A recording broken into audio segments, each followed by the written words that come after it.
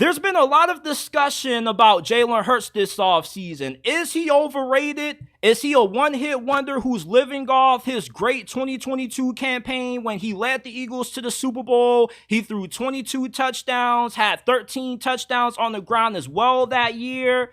And then this past season, we saw him decline in his production. Okay? Now, large reason why Jalen Hurts was so successful in 2022 was because he had Shane Steichen as his offensive coordinator. But with him leaving, we saw Jalen Hurts greatly regress in his play. He wasn't as good when it came to making good decisions with the football. And in the second half of the season, once he started to get banged up, he really just fell apart. And going into 2024, calling Jalen Hurts overrated, I think definitely is fair, but I don't think he's overrated.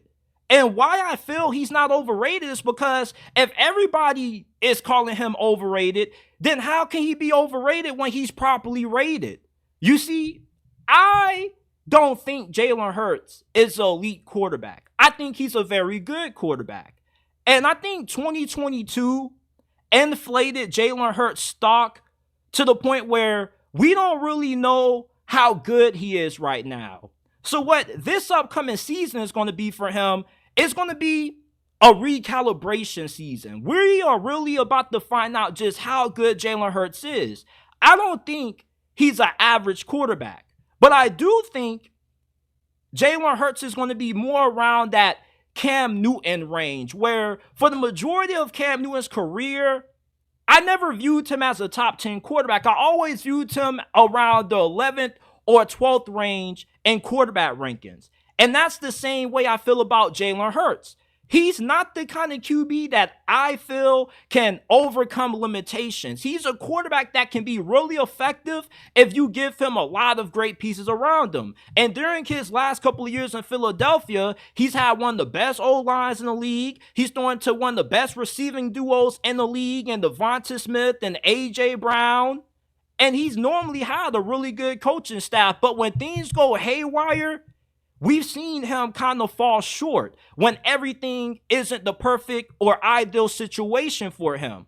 And that's why this year, I view it as the coming out party for Jalen Hurts in the sense where he's going to have to prove that he really is an elite quarterback because he's getting paid like one. Philadelphia gave him an extension way too early. I get that you want to get ahead of the curve because if he balls out again, then he becomes more expensive.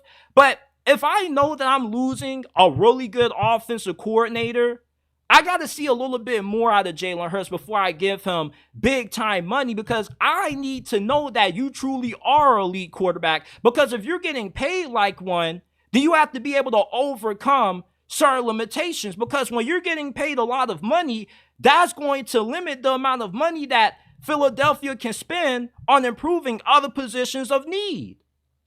Jalen Hurts in the Super Bowl against Kansas City was absolutely spectacular. But last year against Tampa Bay and the wild card loss to Baker Mayfield, his play was embarrassing. And this year, I'm not about to call him a mid or average quarterback, because I definitely think he's more of a top 11, top 12 quarterback than he is of being a mid QB. But I really think this season is going to define just how truly good Jalen Hurts is. We put so much stock into what he did in 2022 that we got a little bit too ahead of ourselves. We thought he was a top 5 quarterback, and we kind of viewed him a little bit in the same regard as we view Lamar Jackson when he's not in that same realm. At best, I think Jalen Hurts is a top 8 quarterback in a game. I don't think he's a top 5 QB because the top 5 quarterbacks can do more with less. And anytime we've seen Philadelphia have a couple of injuries at wide receiver, like y'all remember when they had Julio Jones out there in the wild card round and they had to overcome some injuries, Jalen Hurts looked like a shell of himself. And if you're an Eagles fan, you can make the excuse and say, well, we didn't have this guy. The play calling wasn't good.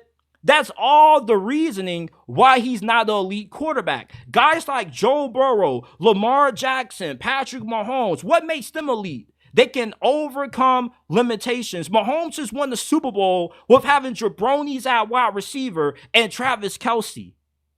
That's what you expect when you pay somebody high-end QB money.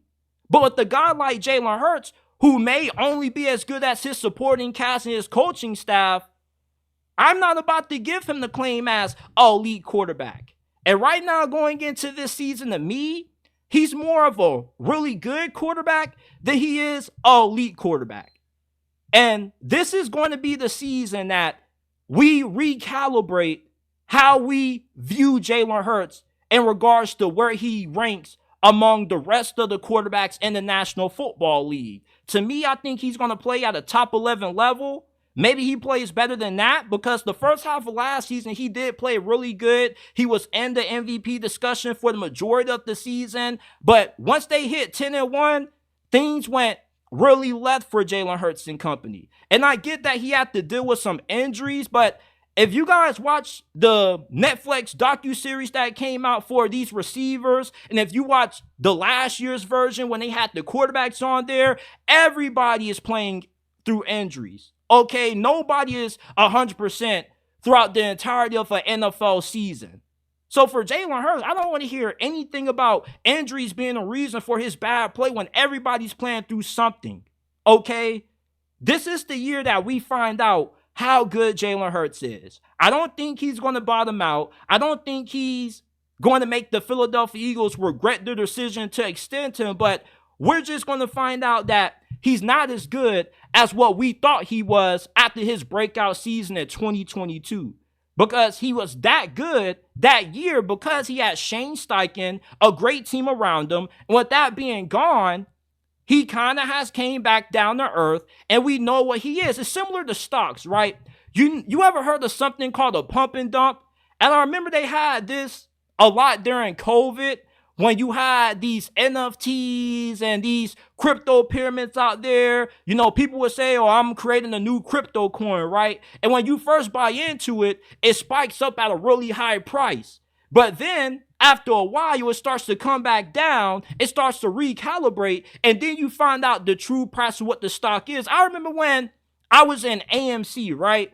AMC went up to $60 at one point, and everybody thought that AMC was going to be like the next GameStop, the next GME, and it was going to skyrocket up to incredible levels. But instead, it plateaued at 60, and then it came back down all the way to $13, and then to the price that the stock is actually worth now. That's what we are about to see with Jalen Hurts this season.